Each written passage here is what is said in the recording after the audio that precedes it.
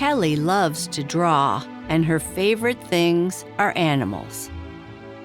She is staying up later than she should trying to finish a drawing when she opens a Jungle Book for inspiration, and something strange happens.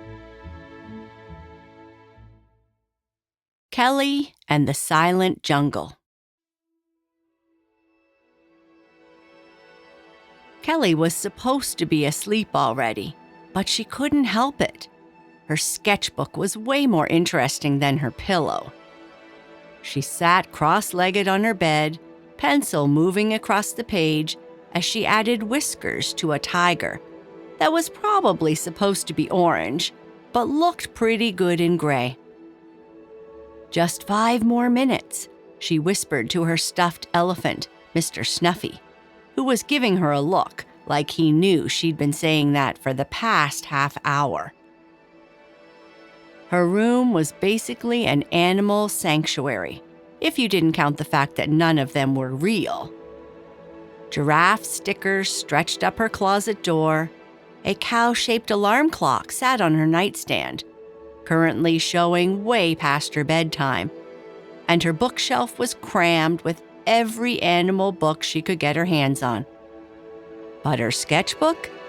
That was her favorite thing ever. She flipped through the pages. There was the family of raccoons she'd drawn after seeing them in their garbage can. The 3-legged dog from down the street. She'd given him a superhero cape. And about 15 different cats because, well, cats were just fun to draw. "Kelly?" Mom's voice drifted up from downstairs. "Lights out in 5 minutes." "Okay," Kelly called back, but she was already reaching for the Jungle Book on her nightstand.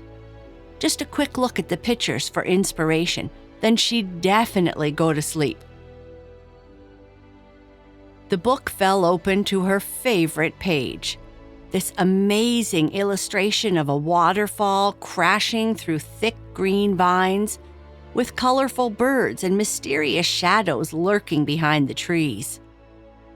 She traced her fingers along the twisting vines, imagining what it would be like to actually be there, to hear the water and smell the jungle, and maybe even meet a real parrot who could... Wait, did that vine just move? Kelly blinked hard and looked again. The vine on the page was definitely curling, like it was reaching toward her. And was that the sound of rushing water? The waterfall sound got louder, like someone was turning up the volume on a nature documentary. Kelly's finger was still touching the page when suddenly the vine, the actual real vine, wrapped gently around her wrist. What? Before she could finish, her whole room started spinning.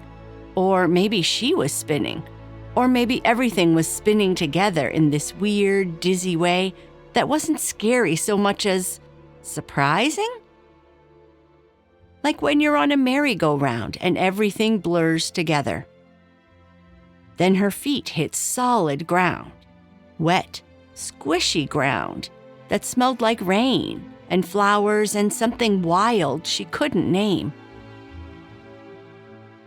Kelly looked around and her mouth just dropped open. She was standing in the jungle, the actual jungle from her book. Enormous trees stretched up so high she couldn't see their tops. Vines hung down like nature's rope swings, and everywhere were the sounds of life. Chirping, chattering, rustling, splashing. "This is totally impossible," she said out loud. But then a bright red parrot landed on a branch right in front of her face. "Impossible is possible when the drum falls silent," the parrot said in this very serious voice, like he was sharing some super important secret. Kelly stared at him. You just talked. Talking's not the trick, listening is. The jungle needs your help, sketchmaker. How do you know I make sketches? Kelly looked down and realized she was still holding her pencil. Somehow her sketchbook had made the trip too, clutched against her pajama top. The parrot tilted his bright head. When the heartbeat stops, the restlessness starts. The drum that makes the night songs has gone missing lost. Without its lullaby rhythm, none can rest. Okay, so he talked in riddles. That was actually kind of cool, in a mysterious, magical way. You want me to help find a drum? Kelly asked. We want you to help find the drum, said a new voice, soft and rumbly. Kelly turned around and nearly dropped her sketchbook. A tiger was walking toward her through the trees. A real, actual, enormous tiger. And he looked really, really shy. The tiger stopped about 10 feet away and sort of shuffled his paws, which was probably the weirdest thing Kelly had ever seen, because tigers in her books were always fierce and confident. This one looked like he wanted to hide behind a tree. Hi, the tiger said quietly, not quite meeting her eyes. I'm Rusty. Sorry if I'm, scary or whatever. Kelly blinked.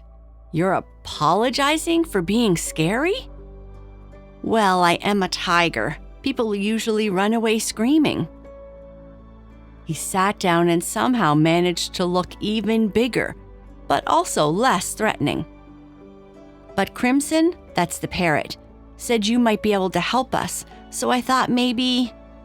You're not scary, Kelly said, and meant it. You're just really big. Rusty's ears perked up a little. Really? Before Kelly could answer, something small and fast dropped out of the trees and landed right on her shoulder. She yelped and nearly fell over.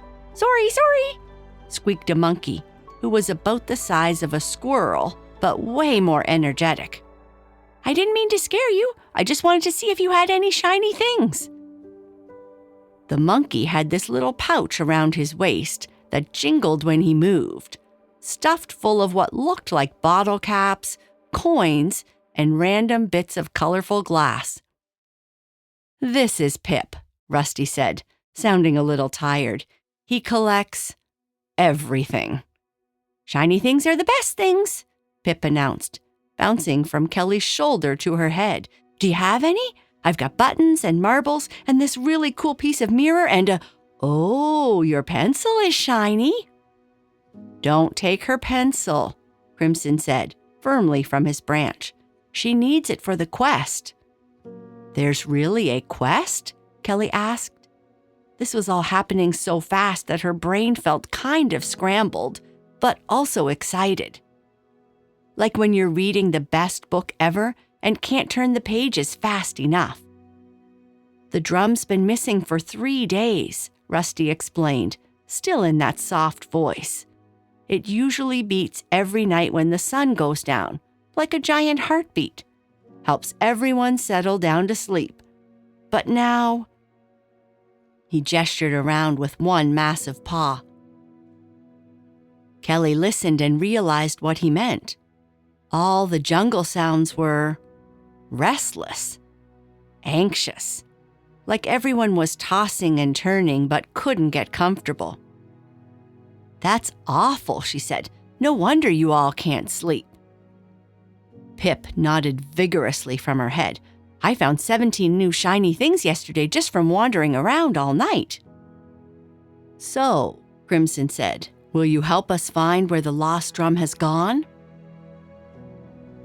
Kelly looked at her new friends, the riddle-talking parrot, the shy tiger, and the hyperactive monkey. Of course I will. So where do we even start looking? Kelly asked as they set off through the jungle. Pip had claimed permanent residence on her shoulder, jingling softly with each step. while Rusty padded beside her and Crimson flew overhead scouting. The drum lived in the heart place, Crimson called down, where the old growth meets the new growth, where the earth sounds are the strongest. Kelly was getting better at understanding his riddles. The center of the jungle? Exactly right. They walked for what felt like forever, but was probably only 20 minutes. Kelly kept sketching as they went, quick drawings of the weird purple flowers that seemed to glow, the butterflies that were bigger than her hand, the way the light filtered through the leaves in these amazing patterns. "You're really good at that," Rusty said shyly, peeking over her shoulder at her sketchbook. "Thanks. I like noticing stuff, I guess." "That's a very good skill for finding lost things," Crimson said approvingly. They came to a clearing where the trees formed this perfect circle, like nature had planned it that way. In the center was a raised platform made of smooth stones, and right in the middle, nothing. "This is where it was," Rusty said sadly. The drum was as big as a tree stump, made from the oldest wood in the forest. When it beat, you could feel it in your chest, like your own heartbeat, but slower, calmer. Kelly walked around the platform, studying everything. The stones were worn smooth, like they'd been here forever. There were scratches and marks all over them, but they didn't look random. "Hey," she said, crouching down, "these marks? They're not just scratches, look." She opened her sketchbook and started copying the patterns, curved lines that connected to one another, forming shapes that looked almost like... "They're paw prints," she said suddenly, "and claw marks. And are those wing patterns?" Pip bounced excitedly on her shoulder. "Oh, I know those marks. I've seen them before." "Where?" everyone asked at once. "The old hollow tree, the really, really big one by the second waterfall. I was looking for shiny things in there last week, and there were marks just like that all over the inside." Crimson's eyes brightened. The hollow tree is where the ancient ones used to gather for ceremonies. If someone moved the drum there? But why would someone move it? Kelly asked. Rusty looked thoughtful. Maybe they weren't trying to steal it. Maybe they were trying to protect it? There was that big storm 2 nights ago. What if someone thought the drum might get damaged out here in the open? Kelly felt something click in her brain, like when you finally figure out a really hard math problem. "Come on," she said, closing her sketchbook with a snap. "I think I know what happened." The hollow tree was massive, so big that Kelly could have lived inside it like a tiny apartment. And there, sitting in the center like it had always belonged there, was the drum. It was beautiful. Deep brown wood polished smooth by countless hands and years, with intricate carvings spiraling around its sides. But it sat silent and still. "There it is," Pip squeaked, diving off Kelly's shoulder to examine it. "But why isn't it making music?" Kelly walked around the drum slowly, her artist's eye taking in every details. The carvings showed animals, lots of them.